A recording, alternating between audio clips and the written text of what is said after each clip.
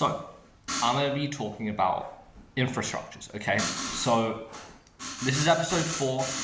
If you're watching this video, I'm probably in China right now because this is scheduled to be a holiday video while I'm away.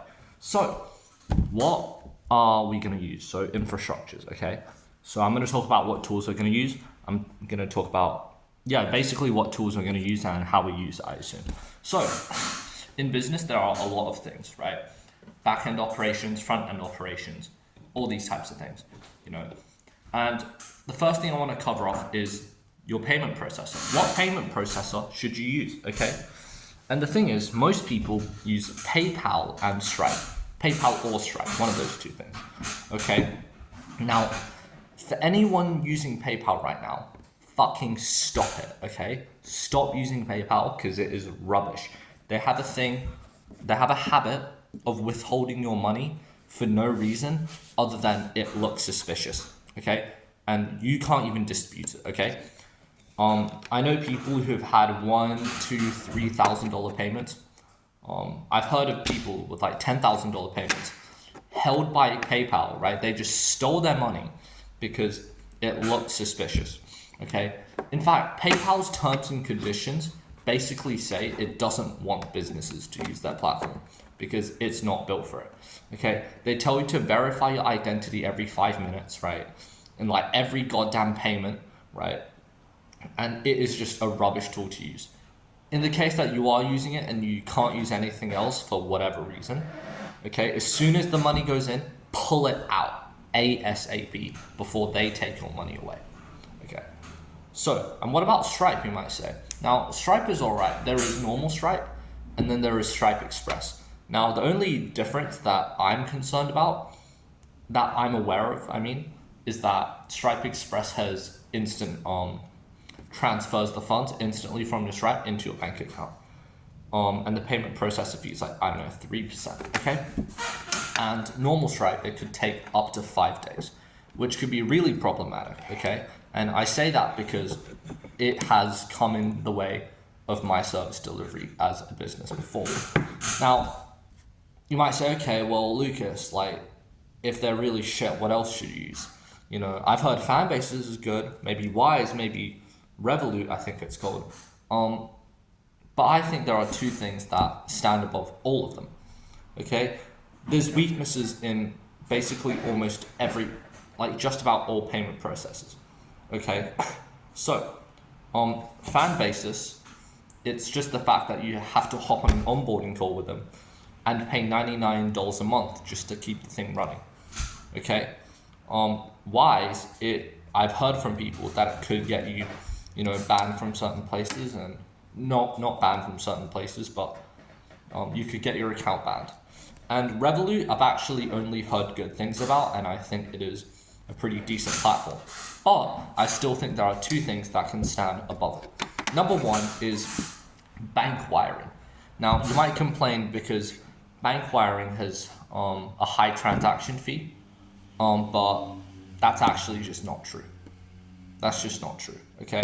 For the most part, bank transaction fees are well under $1, okay? They are very cheap, okay? And number two is using crypto. Now, you might object to that saying, criminals use it, blah, blah, blah, whatever. It's 2025, okay? It's almost 2026 at the time of recording this. So, if you think crypto's shit, man, like, you shouldn't be doing business, honestly. Like, your mindset's just fucking wrong, okay? Anyways, so bank wiring and crypto. Bank wiring, if you wire too much money, so I'm talking like if you do a 20K wire or a 15K wire, your tax office might come and find you, which is concerning, right? If you try to liquidate it, for example. In crypto, I'm pretty sure even on normal accounts, for example, on Blowfin, you could do a $2 million transaction in one day. But again, if you try to liquidate it, make sure you don't get arrested doing it. Make sure you don't get caught for tax evasion, basically. Okay, so now the main thing's gone, payment processors, right? That's covered. Now, what do I use to write my internal documents? Google Docs. Okay, it's simple as that, Google Docs, right? And what do I use for PowerPoints? Google Slides. What do I use for my CRMs, my backend operations and all that? I use Google Sheets, okay? People overthink this shit so hard. It is absolutely insane, okay? And you could maintain this infrastructure even if you do 100K a month, okay? You don't need that much infrastructure whatsoever, okay? If you want to automate it, you can use things like Zapier, Make.com, or go high level, which I've heard is pretty good as well. I've heard ClickFunnels is good. You know, there's a lot of tools you can use, right? But what I think one of the things you have to do is actually not use too many, use simple stuff, right? Because if you use too many complex tools, then your business becomes complex. It becomes harder to manage. It takes long to manage. You're wasting your time, and you're just spending less time doing things that actually make you money. Now, that is put aside. You know, Google Docs for writing documents, Google Sheets for CRM, spreadsheets, yada, yada, yada, Google Slides for PowerPoint type things, right? What do I use to record? I literally use my phone camera, okay? Yeah, this phone camera. And when it comes to recording, try to optimize it, try to make it look good in the camera app itself. I've also heard that Blackmagic camera is really good. Alternatively, if you're a bit richer, you can buy yourself a tripod. You can buy like a microphone. It's just that I can't attach this to a phone. There's also the small microphones that all these influencers always use that you can put on your body. There's the big ones that you see hanging on like, you know, from like a big stand or something, you know, like those Charlie Morgan videos. If you watch him, you know, you will see that he always has a microphone. And yeah, I mean, that's basically all the cinematography gear that you really need. You don't really need that much. Ideally, try to get a newer phone or like one that is not obnoxiously old.